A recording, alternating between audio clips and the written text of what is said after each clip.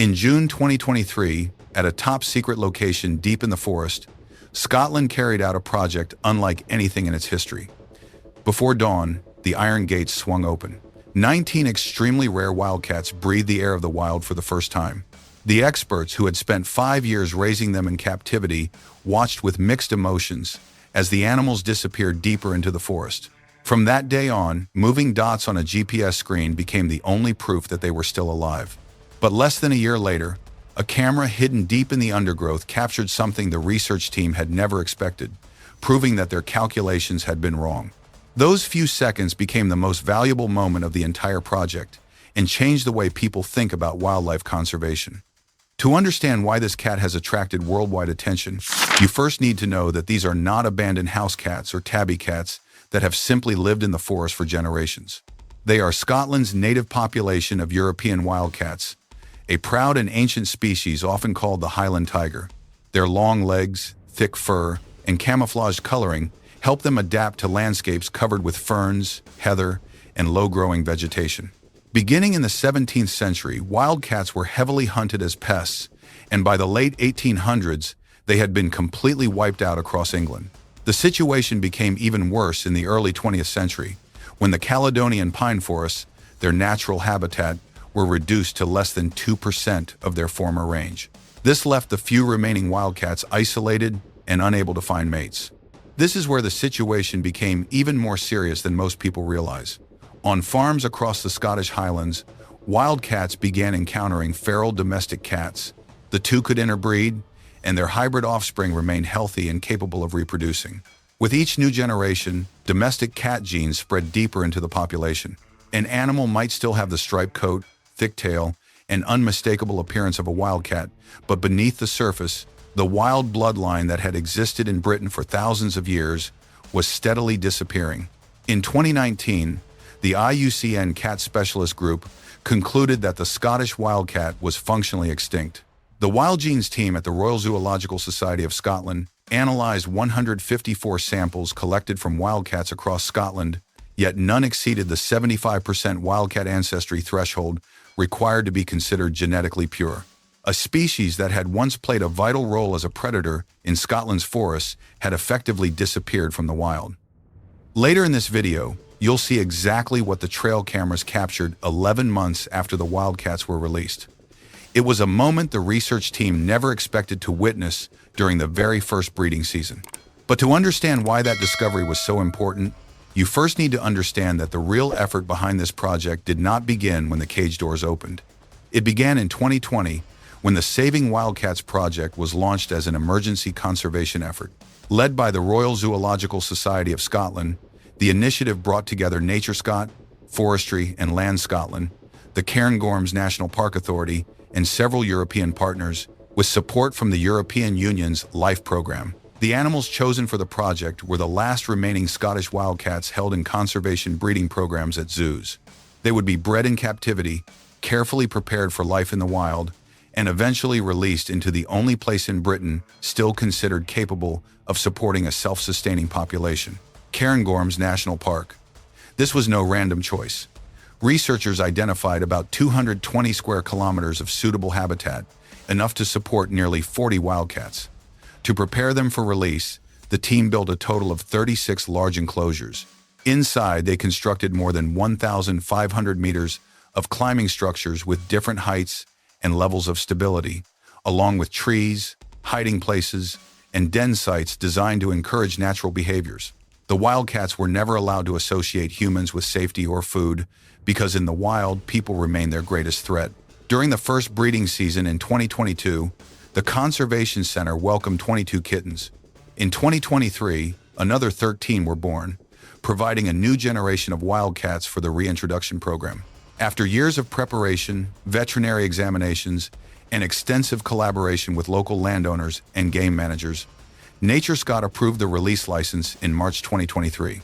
For the first time in Britain's history, the translocation of Scottish wildcats for conservation officially received authorization. Throughout the summer of 2023, 19 wildcats were fitted with GPS radio collars and released in small groups across the Cairngorms Connect landscape. As you saw earlier in the video, the team used a technique known as soft release. Instead of opening the transport crates and watching the cats disappear straight into the forest, conservationists first placed them in temporary acclimation enclosures at the release site. This gave the wildcats time to adjust to the local sounds, scents, and weather before the enclosure doors were finally opened. Studies from similar reintroduction projects have shown that this soft release method can significantly reduce mortality after release, giving the animals a much better chance of surviving and adapting to life in the wild. To be honest, this project was far from simple, and success did not come overnight. 5 weeks after the release, one of the female wildcats died. Dr. Carrie Langridge and the Saving Wildcats team recovered the animal for a post-mortem examination. The results showed that she had died from peritonitis caused by a severe abdominal infection. Investigators found no evidence that the death was a direct result of the reintroduction itself, but it was still a major loss for the project. 6 months later, the research team confirmed that 18 of the 19 released wildcats were believed to still be alive. 17 continued to roam within the Badenoch and Strathspey area, although some had traveled well beyond the original release sites. One male reached Mar Lodge, raising concerns that he could become isolated from the rest of the population. For this project, simply surviving was not enough. If a wildcat wandered too far and failed to find a mate, it could not contribute to establishing a new breeding population. According to international standards for conservation translocation projects, this survival rate was considered a highly encouraging sign. Then, in late spring of 2024, the GPS data began revealing something unusual. 2 female wildcats that had previously ranged across large territories suddenly reduced their movements. Day after day, they stayed within a few small areas, repeatedly returning to the same location. To experienced wildlife biologists, this was no random behavior. It is often seen when a female has recently given birth and cannot leave her kittens for long. The Saving Wildcats team immediately set up trail cameras around the suspected den sites, but they deliberately kept their distance. Even the slightest disturbance could cause a mother to panic, move her kittens, or abandon them altogether. All they could do was wait. Then, in late May 2024, about 11 months after the first wildcats had been released, one of the cameras captured the moment everyone had been hoping for. A mother wildcat emerged from the dense vegetation. Seconds later, several tiny figures followed behind her. They were wildcat kittens, about 4 weeks old, just old enough to leave the den and begin exploring the world outside. At least 2 of the released females had successfully given birth and raised their kittens to the stage where they could venture out of the den. The project team had expected this milestone to happen in the second or even third breeding season, not during the very first one. Dr. Carrie Langridge said the team had suspected something was happening when the movement data changed, but actually seeing the kittens on the trail camera became the most exciting moment of the entire project. Dr. Helen Sen described it as a major milestone because for the first time, Scotland had clear evidence that reintroduced wildcats could establish a new generation on their own. The immediate appearance of kittens proved that the conservation-bred wildcats had completed nearly the entire sequence of behaviors needed to establish a self-sustaining population. They adapted to a new landscape, found their own food, survived the winter, established territories, found mates, reproduced, and raised their young without direct human intervention. These were no longer 19 individual animals, simply surviving after release. They had begun behaving like a wild population. The second discovery came from the GPS data. Wildcats are naturally solitary, while only a small number of animals had been released across a vast 600 square kilometer landscape of dense forest, open moorland, and high mountain terrain. There was no guarantee that a male would find a female during the breeding season. However, tracking maps showed that the home ranges of several males and females overlapped during the winter. No one brought them together. They navigated the landscape on their own, detected the territories of other wildcats, and searched for mates across an enormous area. This showed that they were not only capable of surviving, but also of forming the breeding connections needed for the population's future. But the appearance of the kittens also raised a third finding, and a question that cameras alone could not answer. No one knew whether the father was one of the reintroduced wildcats, a feral domestic cat, or a hybrid. Yet whichever possibility proved true, the result would still be highly significant. If the kittens were pure wildcats, the project had achieved natural reproduction in its very first year. If they were hybrids, It would mean that the reintroduced females had still reproduced successfully, while future generations of released wildcats could be paired more carefully to gain a genetic advantage over domestic cats. The research team therefore had to wait until the kittens were old enough for samples to be collected safely and genetically analyzed. But the experts also faced a new concern. They could not safely approach the kittens to fit them with GPS collars, and once the young wildcats left their mother at around 4 months of age, they could easily disappear from the trail cameras. At that point, the research team had no way of knowing whether they had died, dispersed into new territory, or simply moved beyond the monitoring network. Inca became the clearest example of this challenge. She was one of 4 kittens born in the wild. After appearing alongside her mother for a period of time, Inca suddenly vanished, leaving the project unable to confirm whether she had survived. Then, months later, a trail camera near her birthplace captured an unexpected sight. Inca had grown into a healthy young wildcat and was traveling on her own. Even so, the project can already be considered an early success. Building on those encouraging results, Saving Wildcats continued expanding the program. During the summer of 2024, another 9 wildcats were released into the Cairngorms, while the Conservation Breeding Center welcomed 16 new kittens. These young wildcats were later moved to larger pre-release enclosures, where cameras monitored their ability to climb, hunt for food on their own, and avoid becoming accustomed to their human caretakers. By the fall of 2025, the project released another 18 wildcats, bringing the total number returned to the wild over 3 release seasons to 46. More importantly, the project's progress was no longer driven only by new releases. Wild-born litters continued to be confirmed throughout both 2024 and 2025, with at least 9 free-ranging female wildcats successfully giving birth. By 2025, the story of these wildcats was no longer confined to GPS data or brief clips captured by trail cameras. It was brought to the screen in the documentary Clinging by a Claw, created by Saving Wildcats, produced by Scotland, The Big Picture, and narrated by actor Sam Heughan, the star of the television series Outlander. The film premiered in Aviemore before being screened in Inverness, Edinburgh, and at numerous community events, bringing audiences closer to the rare moments behind the effort to return wildcats to the Cairngorms. David Field, chair of the Saving Wildcats Board and chief executive of RegenEco, described the reintroduction as a historic step towards securing the future of the species in Scotland. Dr. David Hetherington of the Cairngorms National Park Authority called it the most ambitious wildcat conservation project ever undertaken in the country. The film was not only screened widely across Scotland, but also reached an international audience after earning 3 prestigious nominations at the 2026 Wildscreen Panda Awards, often described as the Oscars of natural history filmmaking. It was recognized in the animal behavior, sound, and on-screen talent categories.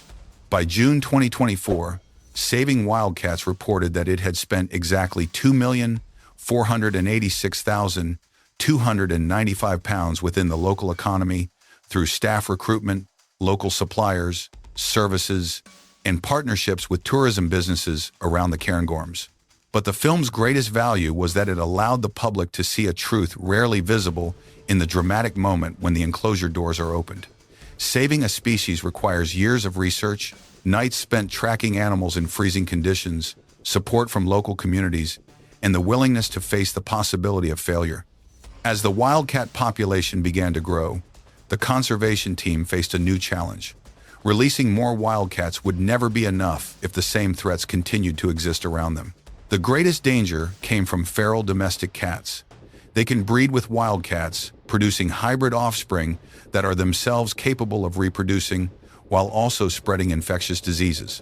To address this problem, Saving Wildcats partnered with Cats Protection to launch a trap, health check, neuter, vaccinate, and return program. By the end of 2025, a total of 132 feral cats had been managed through this effort.